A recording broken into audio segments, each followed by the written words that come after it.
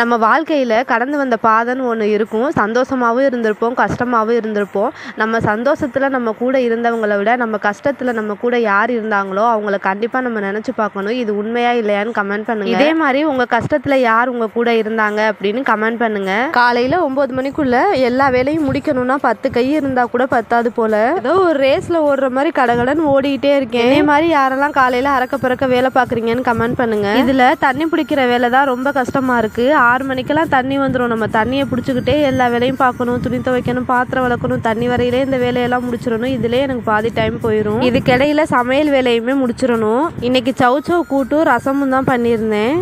ரசம் வச்சதே வேஸ்ட்டு தான். காலையில் யாருமே ரசம் சாப்பிடல. இருந்த சவுச்சவு கூட்டை வச்சு எல்லாரும் சாப்பிட்டாச்சு.